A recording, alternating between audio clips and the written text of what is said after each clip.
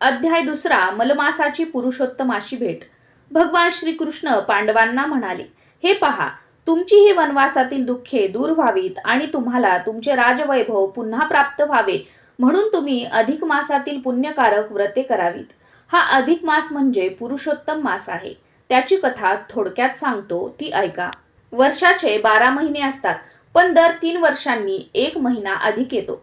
चांद्रवर्ष आणि सौरवर्ष यांचा मेळ बसविण्यासाठी शास्त्रकारांनी कालगणनेत हा 3 वर्षांनी एकदा येणारा 13वा महिना अधिक मानला आहे।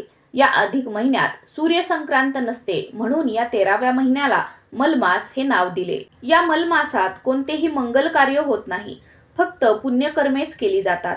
या मलमासात मंगल कार्य नाही, म्हणून अमंगल असा हा मंगलमास फारच दुःखी झाला। त्या अधिक मासात शुभ कार्य वर्ज्य, म्हणून तो अशुभ मानला गेला। त्या मलमासाचे दुःख पाहून गरुडाला त्याची दया आली आणि त्याने भगवान विष्णूंना शरण जाण्यास मलमासाला सांगितले। तो मलमास विष्णूंना शरण गेला आणि म्हणाला, देवा, कालगणनेत मला शास्त्रकारांनी 3 वर्षात 13वा महिना म्हणून जी माझी घोर उपेक्षा केली आहे ती मला सहन होत नाही।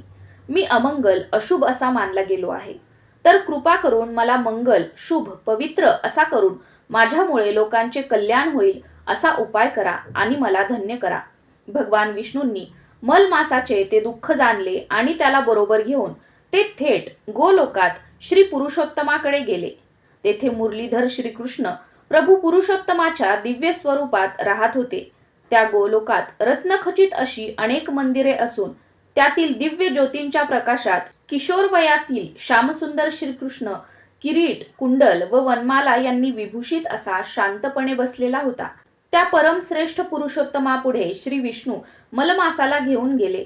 विष्णूंनी पुरुषोत्तमाला वंदन केले आणि मग मलमासालाही तसे वंदन करण्यास सांगितले, पण मलमास रडू लागला। मलमासाला तसे रडताना पाहून पुरुषोत्तमाने विचारले, वैकुंठाधिपते, हा कोण बरोबर आणला आहे? हा असा रडत का उभा आहे? अहो, आमच्या या गोलोकात असा कोणीही दुःखी कष्टी नाही, येथे सर्वांना आनंदच असतो। आमच्या प्रत्यक्ष भेटीत याला दुःखी पाहून आम्हाला आश्चर्यच वाटते। त्यावर श्री विष्णूंनी खुलासा केला, पुरुषोत्तमा, हा आहे मलमास। शास्त्रकारांनी सौरमास आणि चांद्रमास यांचा मेळ बसविण्यासाठी दर 3 वर्षांनी एकदा हा अधिक मास निर्माण केला।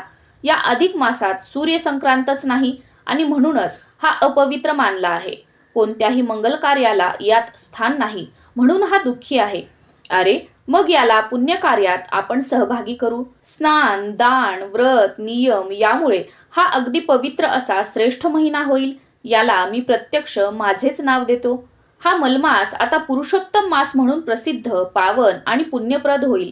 पुरुषोत्तमाने आशीर्वाद देऊन त्या दोघांनाही निरोप दिला।